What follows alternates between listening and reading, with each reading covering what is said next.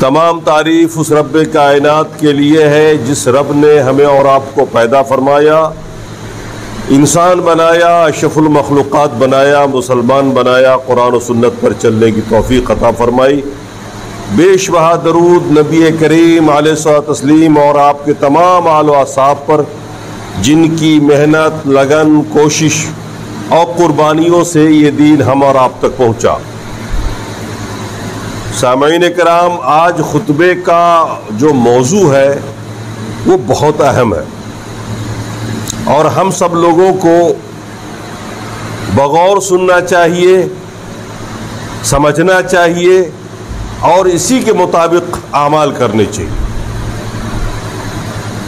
اللہ تبارک و تعالی نے قرآن میں ارشاد فرمایا، فمن کان یرجو لقاء ربہ، جن لوگوں کو اللہ سے ملاقات کا یقینی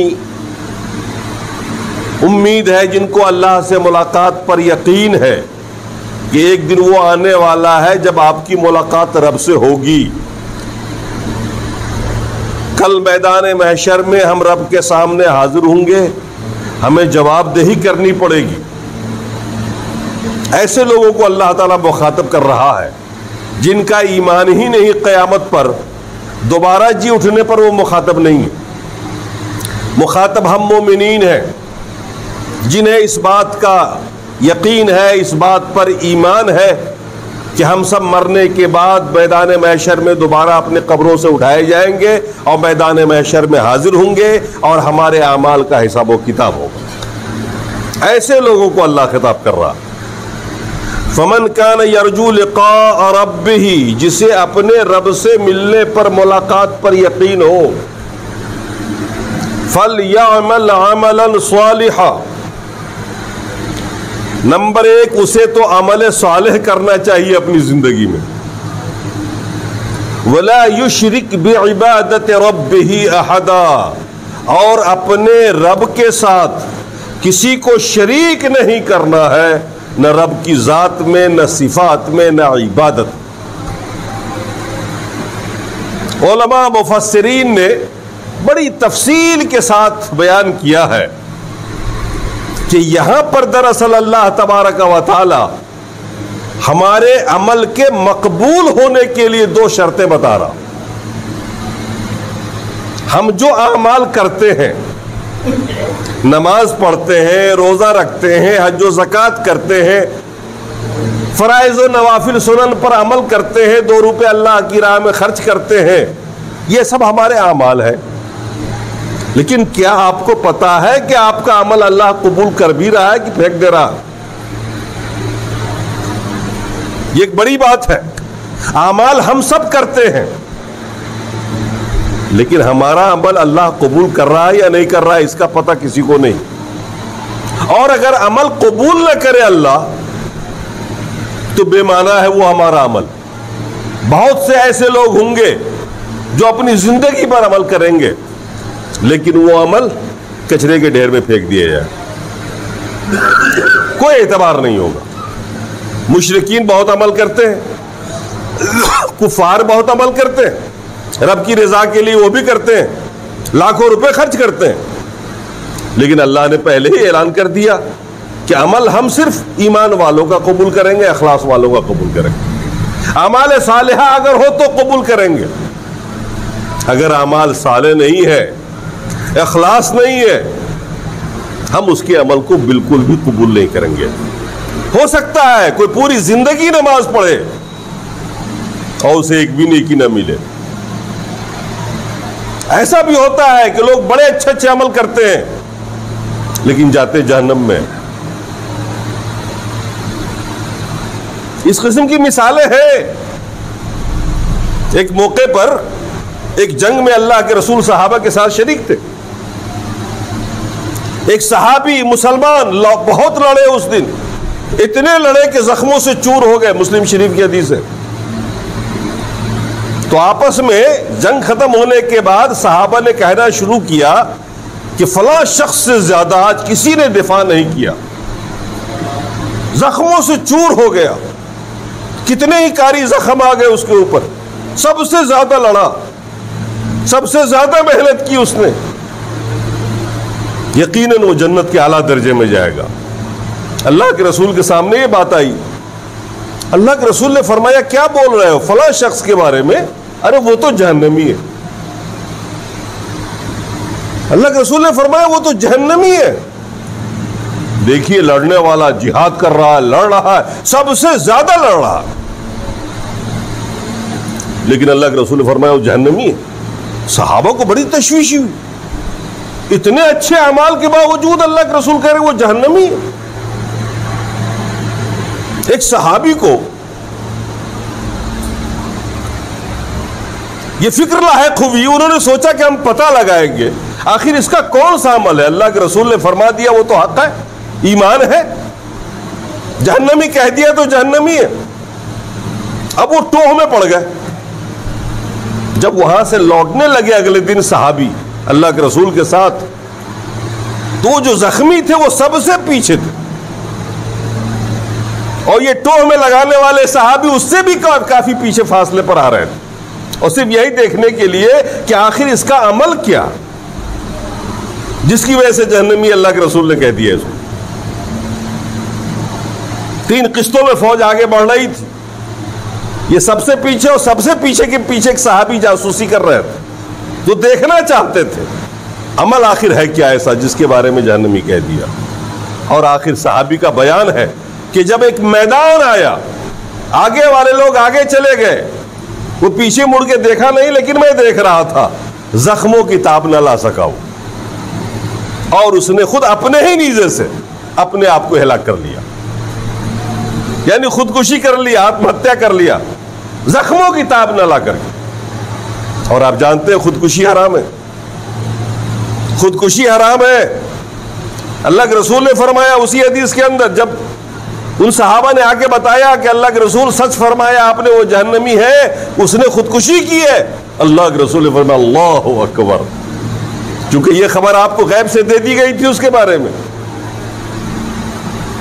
تو آپ نے جو بتایا اس خبر کی بنیاد پر بتایا، لیکن اب یہ بات ثابت ہو گئی کہ اس نے خودکشی کی ہے۔ اور خودکشی کرنے والے کے لیے اللہ کے رسول نے فرمایا اپنے آپ کو جس ودھی سے، جس طریقے سے وہ خودکشی کرے گا، مارے گا، کل جہنم کے دن وہ اسی ودھی کے ساتھ آگ میں جلتا رہے گا۔ جس نے زہر پی ہوگی وہ بار بار زہر پیے گا، اور جس نے خود کو اونچائی سے گرایا ہوگا وہ بار بار پہاڑ کے اوپر سے چڑھ کے گرے گا اس آگ میں، اور جس نے اپنے آپ کو نیزہ مارا ہوگا وہ نیزے سے خودکشی کرتا رہے گا جہنم، خالدین فیہا ابدا، ہمیشہ ہمیشہ رہے گا اس میں۔ عمل اس نے بظاہر بہت اچھا کیا، لیکن اپنے ایک چھوٹے سے عمل کی بدولت وہ جہنمی ثابت ہوا۔ ہم اعمال بہت کرتے ہیں، ہمیں چنتا اس بات کی کرنی ہے کہ ہمارا عمل قبول ہوتا ہے کہ نہیں ہوتا۔ آج کا موضوع یہی ہے کہ آخر وہ کون سے شرائط ہیں جن کو مد نظر رکھنے سے ہمارے چھوٹے بڑے اعمال اللہ کے یہاں قبول ہوں گے۔ اگر ان میں کوئی کم ہے یا دونوں نہیں ہے تو عمل قبول نہیں ہوگا۔ ایک چیز تو یہ جاننا ہے آپ کو۔ دوسری چیز، جو اعمال آپ نے کیے اللہ نے قبول کر لیے، اس کی حفاظت ضروری ہے۔ ہم نے جو نمازیں پڑھی، جو روزے رکھے، جو بھی نیکیاں کی، ان عملوں کی حفاظت جو اللہ قبول کرتا ہے ان کی حفاظت ضروری ہے۔ کہیں ایسا نہ ہو کہ عمل کر کر کے ہم قبول کروا تو لیں، لیکن بعد میں معلوم ہو کہ وہ سب ڈیلیٹ ہو گیا، ختم ہو گیا۔ کچھ ہماری حرکتیں ایسی ہوتی ہے جس کی وجہ سے ہمارا عمل ختم ہوتا رہتا۔ اس لیے اپنے کیے ہوئے مقبول اعمال کی حفاظت بھی ضروری ہے۔ آج اس تقریر کو آپ کے سامنے رکھنے کا مقصد صرف اتنا ہے کہ رمضان شروع ہونے والا ہے 1-2 دن کے بعد، اور الحمدللہ رمضان کے مہینے میں ہم سارے مسلمان جتنے بھی ہیں اپنے عمل کو بڑھا دیتے ہیں، نیکیوں پہ نیکیاں کرتے ہیں، فرائض کے پابند ہو جاتے ہیں جو فرائض کے پابند نہیں ہیں، جو فرائض کے پابند ہیں وہ سنن و مستحبات کے بھی پابند ہوتے ہیں، نوافل کے بھی پابند ہوتے ہیں، جد و جہد کرتے ہیں، اعمال جمع کرتے ہیں، کیونکہ اس مہینے میں ہر عمل جو عام مہینوں کے مقابلے میں ہوتا ہے وہ 700 گنا نیکی بڑھ جاتی ہے اس کی. ہمارے سنن نوافل فرائض کے درجے میں آتے ہیں. جو عام دنوں میں آج جس کو ہم کو فرض کا ثواب ملنا ہے اس عمل سے، کل نفل سے ملنے والا ہے رمضان کے مہینے. تو جب ہمارے اعمال کی مقدار بڑھنے والی ہے تو ضرورت اس بات کی ہے کہ ہم اس کی تیاری کر لیں آج سے. ہم اس بات کو جانیں کہ ہمارا عمل اللہ قبول کب کرے گا، کیسے کرے گا. اعمال کی 2 قسمیں ہوتی ہیں. ہم جو عمل کرتے ہیں وہ 2 طرح کے عمل ہوتے ہیں. ان میں سے ایک عمل کو کہا جاتا ہے عمل صالح، اور ایک عمل ہے عمل غیر صالح. 2 لوگ عمل کر رہے ہیں ایک ہی بات پر. 2 لوگ نماز پڑھنے کے لیے کھڑے ہوئے، ایک نے سنت کی اتباع کی اور ایک نے سنت کے مطابق نماز نہیں پڑھی. دونوں کی نماز اللہ کے یہاں یکساں درجے میں نہیں ہو سکتی.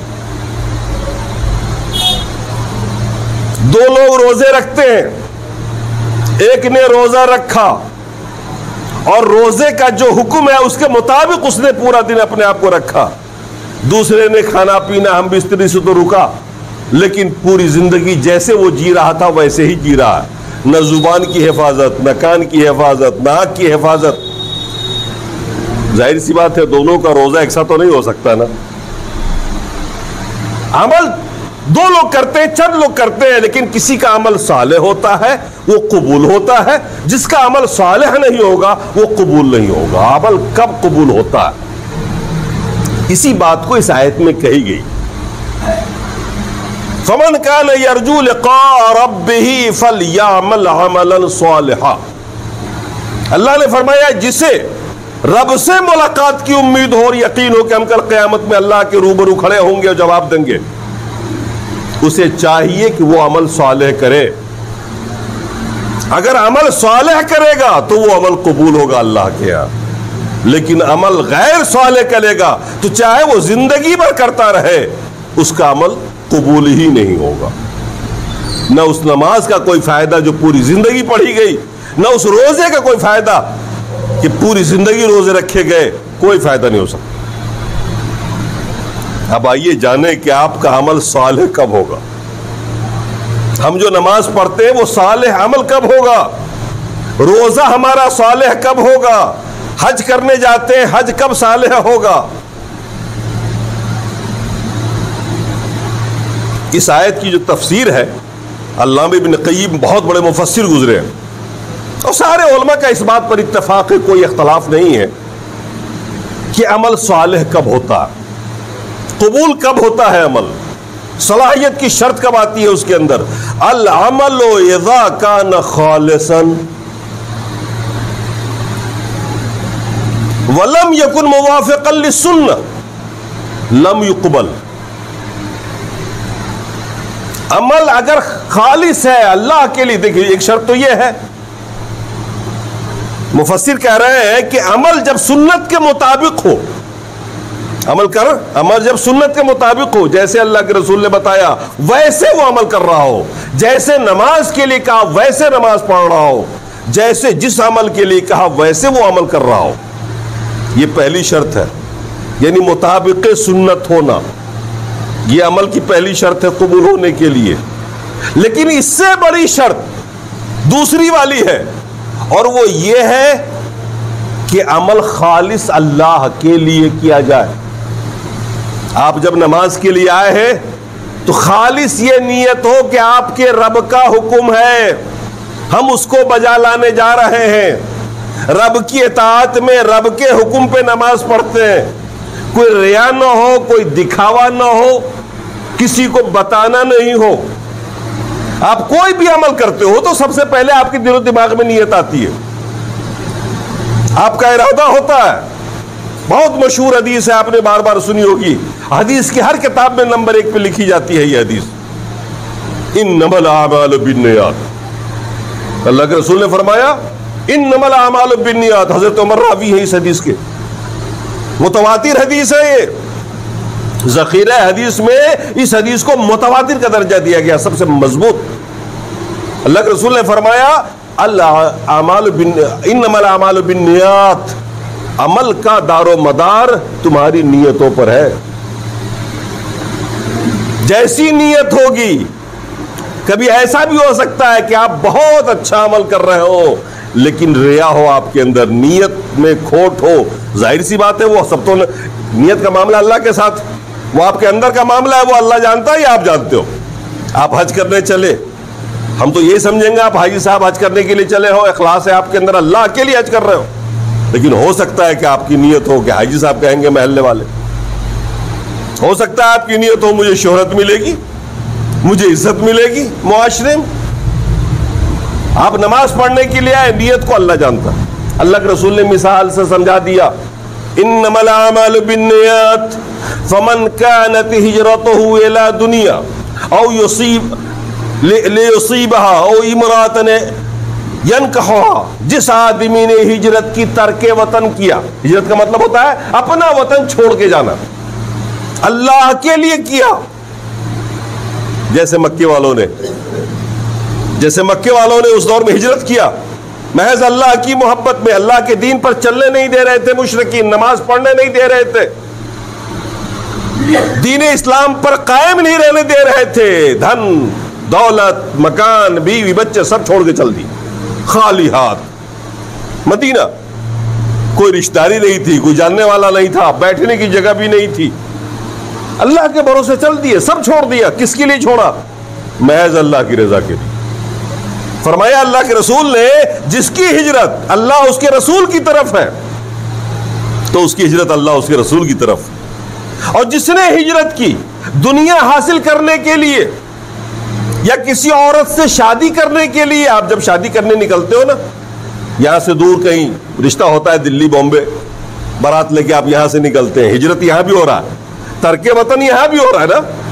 آپ یہاں چھوڑ کے جا رہے ہو اپنا مکان، اپنا شہر، اپنے بال بچوں کو، لیکن کس چیز کے لیے جا رہا ہو؟ ایک بیوی لینے کے لیے، ایک عورت کے لیے، ایک نکاح کے لیے. نیکی کچھ نہیں ملے گی، عورت مل جائے گی، اب نکاح ہو جائے گا، شادی آپ کی ہو جائے گی، ثواب نہیں ملے گا اس میں، کیونکہ یہ ہجرت جو آپ نے کی ہے ابھی وہ اللہ کی رضا کے لیے نہیں کی ہے، شادی کرنے کے لیے کی ہے. تو شادی آپ کی ہو جائے گی، اس میں اجر نہیں ملے گا. لیکن جب اللہ کے لیے آپ ہجرت کریں گے تو اللہ تعالیٰ اس کا اجر دے گا. تو مطلب یہ ہے کہ نیت پہلے آپ کے اندر جو ہو وہ اللہ کے لیے ہو. کوئی بھی عبادت چاہے نفل ہو، سنت ہو، مستحب ہو، فرائض ہو، آپ جس عمل کو بھی کرتے ہو تو کس کے لیے کرتے ہو؟ محض اللہ کی رضا کے لیے. یہ چیز کہ اللہ کے رضا کے لیے ہونا یہ توحید ہے. اور اسی میں کسی قسم کی دکھاوا ریا آ گیا تو یہی شرک ہے. آپ نے وہ واقعہ سنا ہوگا، حدیث شریف کے اندر ہے، میدان محشر میں اللہ تعالیٰ 3 قسم کے لوگوں کو بلائے گا. ایک شہید کو بلائے گا، ایک سخی کو بلائے گا، ایک سب سے بڑے عالم دین کو بلائے گا. وہ آدمی جو شہید ہو گیا لڑتے لڑتے اللہ کی راہ میں، اللہ اس سے پوچھے گا تو نے میرے لیے کیا کیا زندگی میں، تمہیں صحت دی، دولت دی، یہ دیا وہ دیا. کہے گا اللہ میں تیری راہ میں لڑتے لڑتے میں نے اپنی جان دے دی، شہید ہو گیا. اللہ فرمائے گا تو شہید تو ہوا، اپنے آپ کو مارا تو صحیح، لڑا بھی صحیح، نیت کیا تھی، لوگ تجھے بہادر کہیں گے، یہی تھا نا دل میں، تیرا نام اتہاس میں آ جائے گا، تجھے تیری نیت کا بدلہ دنیا میں مل گیا. اگر تو میرے لیے کیا ہوتا تو اس کا بدلہ آج میں تجھے جنت کی شکل میں دیتا.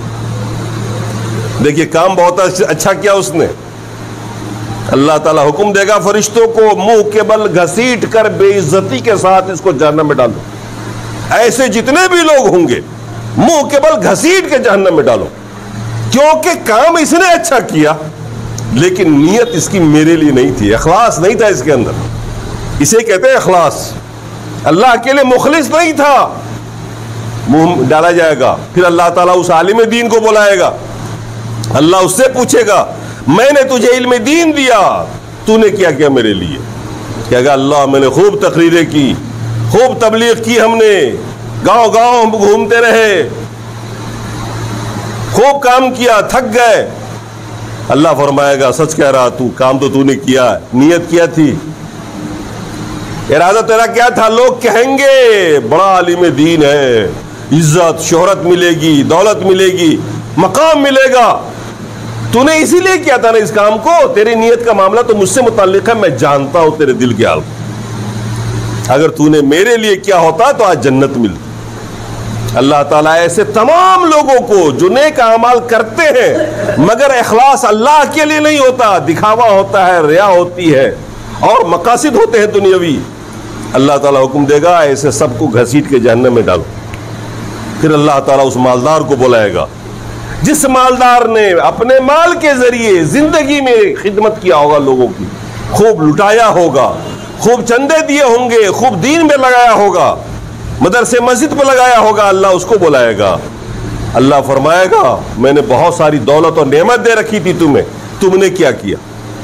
وہ یہی کہے گا اللہ میں نے ساری زندگی تیری دی ہوئی دولت سے مسلمانوں کی مدد کی، مدرسوں کی مسجدوں کی، علماء طلبہ کی، میں نے زندگی بھر نیک کام کیا، ساری دولت لٹا دی۔ اللہ فرمائے گا کر تو لیا تو نے ٹھیک، یہ کہہ رہا جو تو نے سچ کہا ہے، لیکن نیت کیا تھی کہ لوگ تجھے سخی کہیں گے، تیرا نام روشن ہوگا، لوگ تیرا نام لیں گے، تیری نیت یہی تھی اگر تو میری رضا کے لیے کرتا تو آج میں تجھے جنت دیتا، تو نے میری رضا کے لیے نہیں کیا، تو نے لوگوں کو خوش کیا تو لوگوں نے تجھے سخی بھی کہہ دیا، سب القاب و آداب دیے، تیری عزت ہوئی، میرے لیے تو نے کچھ نہیں کیا، یہاں کوئی بدلہ نہیں ہے اس کا۔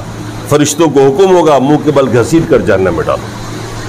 ہوتا کیا ہے کبھی کبھی ہم اچھے اعمال کرتے ہیں، نماز پڑھنے کے لیے آئے ہیں، لیکن نیت خالص نہیں اللہ کے لیے، وہ عمل قبول نہیں ہوتا۔ نمبر 1 شرط ہے اخلاص، اللہ کے لیے مخلص ہونا، اور نمبر 2 شرط یہ ہے کہ آدمی جو عمل بھی کرے وہ اتباع رسول میں کرے، سنت کے مطابق کرے، نہ پڑھے 20 سے 25 رکعت 100 رکعت نماز، پڑھے جتنی نماز اس کو میسر آئے، جتنا وہ کر سکتا ہو، لیکن جو نماز بھی پڑھے وہ سنت رسول کے مطابق کرے، اللہ کے رسول نے جو طریقہ بتایا اسی طریقے کے مطابق کرے۔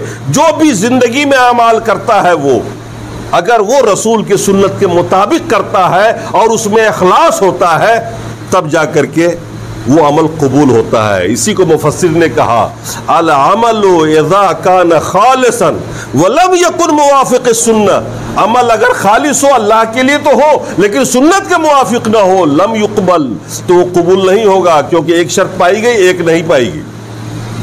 اور اگر اس کا الٹا کہا کہ والعمل اذا کان موافقا للسنہ ولم یکن خالصا لم یقبل، عمل اگر سنت کے مطابق تو ہو لیکن اللہ کے لیے خالص نہ ہو تو بھی قبول نہیں ہوگا۔ عمل کی قبولیت کی دونوں ہی شرطیں ہیں کہ اخلاص بھی ہو اور اتباع رسول بھی ہو۔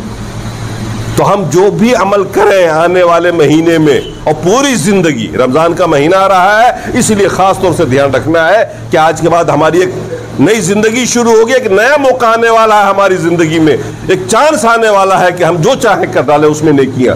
اللہ کے رسول نے فرمایا کہ جو رمضان کا مہینہ پائے اور اپنی مغفرت نہ کروا پائے، اللہ سے اپنی بخشش و مغفرت نہ کروائے، اپنے گناہوں کو نہ بخش پائے، اس سے بڑا بد نصیب کوئی نہیں ہے، اللہ اس کو اپنی رحمت سے دور کر دے۔ تو یہ جو آنے والا مہینہ ہے اس کے لیے ہم خاص طور سے تیاری کریں کہ ہم عمل بہت کریں گے لیکن اپنے آپ کو، اپنی نیت کو خالص کریں اللہ کے لیے۔ روزہ بھی ہو تو اللہ کے لیے بھوکے ہیں، اللہ کے حکم پر بھوکے ہیں، اس کی رضا کے لیے ہیں، شہوات سے دور ہے، کھانے پینے سے دور ہے، اللہ کے لیے، کسی اور کو دکھانے کے لیے نہیں، کسی اور کی خوشی کے لیے نہیں۔ اور دوسری چیز روزہ کا شروع اور انت اور پورے دن کا جو ہم خیال رکھیں وہ یہ ہو کہ اللہ کے رسول کا جو حکم ہے اسی کی اتباع میں۔ بخاری و مسلم کی حدیث ہے، اللہ کے رسول نے فرمایا من لم يدع قول الزور والعمل به فليس لله حاجة ان يدع طعامه وشرابه، جو آدمی حالت روزہ میں بیہودہ بات نہ چھوڑے، جھوٹ بولنا نہ چھوڑے، غیبت و چغلی نہ چھوڑے، تو پھر اللہ تبارک و تعالیٰ کو ضرورت ہی نہیں ہے کہ ایسا آدمی بھوکا ہے پیاسا، کوئی پرواہ بھی نہیں ہے اس کی۔ مطلب صاف یہ ہے کہ وہ روزہ قبول ہی نہیں کرتا۔ اس لیے اخلاص بھی ہو اور رسول کے حکم کی بجاوری بھی ہو۔ روزہ صرف کھانے کا پینے کا شہوات سے رکنے کا انعام نہیں ہے، بلکہ اپنی آنکھ کی حفاظت کریں، اپنے کان کی حفاظت کریں، اپنی زبان کی حفاظت کریں، عبادات الہیہ کو بجا لائیں۔ یہ ایک مہینے کا کورس دراصل تقوی کے حصول کے لیے ہے کہ آپ ایک مہینہ متقی بن جائیں پوری طرح سے، تاکہ آنے والے 11 مہینوں میں آپ متقی بنے رہیں، ان گناہوں سے بچنے کی عادت پڑ جائے۔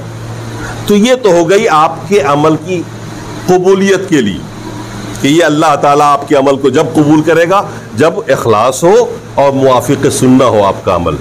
دوسری چیز، آپ کا عمل قبول ہے، لاکھوں اعمال آپ نے کیے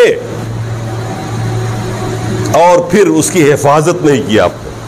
اب اس کی حفاظت ضروری ہے کہ جو اعمال آپ نے کیے ہیں وہ آپ کے رجسٹر سے غائب نہ ہونے پائے، نکلنے نہ پائے، ختم نہ ہونے پائے۔ اللہ کے رسول نے ایک بار پوچھا صحابہ کے مجمع میں، صحابہ سے پوچھا کہ بتاؤ سب سے بڑا مسکین کون ہے؟ حدیث شریف ہے بڑی لمبی، میں اس کا مفہوم سمجھا رہا ہوں۔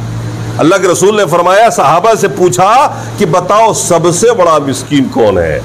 اللہ کے رسول نے، صحابہ نے کہا جس کے پاس کھانا نہیں ہو، پینا نہیں ہو، رہنے کا مکان نہیں ہو، کچھ بھی نہیں ہو اس کے پاس، وہ سب سے بڑا مسکین ہے۔ اللہ کے رسول نے فرمایا جی نہیں، وہ سب سے بڑا مسکین نہیں ہے، ارے سب سے بڑا مسکین ہے وہ ہے جو کل میدان محشر میں اس حال میں آئے گا رب کے سامنے کہ اس کے پاس اعمال کے ڈھیر ہوں گے، نیکیوں کے انبار ہوں گے، روزہ نماز حج و زکوٰۃ سب کچھ ہوگا کھاتے ہوئے، لیکن جب اس کا حساب شروع ہوگا تو وہ لوگ آئیں گے جس پر اس نے ظلم کیا ہوگا، جسے اس نے ستایا ہوگا، جسے اس نے گالی دی ہوگی، غیبت کی ہوگی، باری باری سے لوگ آئیں گے اور اللہ سے عرض کریں گے اللہ اس نے مجھے گالی دی تھی، اس نے میرے پر ظلم کیا تھا، اس نے میری زمین ہڑپ لی تھی، اس نے میرا حق مار لیا تھا، وغیرہ وغیرہ۔ اور اللہ تعالیٰ ان کی شکایت کے مطابق ان کی نیکیوں کو ان کے کھاتے سے اس گالی کے بدلے اور اس کے بدلے ٹرانسفر کرتا چلا جائے گا۔ پھر لاسٹ میں ایک وقت وہ آئے گا کہ اس کے پاس کچھ بھی نہیں رہ جائے گا، وہ خالی ہاتھ ہو جائے گا۔ اس سے بڑا مسکین کوئی نہیں۔ آج دنیا میں بھوکے رہ جائے آپ، کھانا نہ ہو تو کوئی نہ کوئی تو کھلا ہی دے گا آپ کو، اللہ کوئی نہ کوئی راستہ نکال ہی دے گا نا آپ کے لیے، کوئی دو سوکھی روٹی بھی تو دے ہی دے گا آپ، لیکن اس دن کون دے گا آپ؟ اس لیے ہم جب اچھائیاں کرتے ہیں، عمل کرتے ہیں، اللہ کی راہ میں چلتے ہیں تو اپنے آپ کو ظلم و زیادتی سے بھی روکیں، اپنی زبان کی حفاظت کریں کہ آپ سے کسی کو تکلیف نہ پہنچے، آپ کے پڑوسی کو نہیں پہنچے، آپ کے رشتہ داروں کو آپ سے مل کر خوشی ہو، ایسا نہ ہو کہ آپ کے رشتہ دار سارے کے سارے آپ سے نالا ہو، پریشان حال ہو، آپ کسی کا غصب کر کے بیٹھے ہیں، کسی کا کچھ کر کے بیٹھے ہوئے ہیں، ظلم و زیادتی کر رہے ہیں، طاقت میں ہیں، سمجھ لیجئے یہاں آپ تھوڑی دنوں کے لیے طاقتور ہیں، لیکن اللہ سے بڑا طاقتور تو کوئی نہیں۔ اس میدان محشر میں اللہ تبارک و تعالی جو حقوق غیر پہ آپ نے ڈاکے ڈالے ہوئے ہیں آج طاقت میں، کل وہ سب نکل جائے گا اور کئی گنا نکلے گا، اور سارے جو مقبول اعمال آپ کے ہوں گے وہ سارے کے سارے چھن جائیں گے، اور پھر سب سے بڑی مسکین آپ ہو جائیں گے۔ اس لیے عمل کی قبولیت کا بھی خیال رکھیں اور عمل کی حفاظت کا بھی خیال رکھیں تاکہ ہمارے اعمال محفوظ رہ جائیں۔ اللہ تبارک و تعالی ہمیں اور آپ کو اس بات کی توفیق عطا فرمائے کہ ہم اپنے عمل کو قبولیت کے درجے میں لے جائیں اور اپنے اعمال کی حفاظت کریں۔ اقول قولی ھذا واستغفر اللہ لی ولکم ولسائر المسلمین۔ بارک اللہ لکم فی القرآن العظیم ونفعنا وإیاکم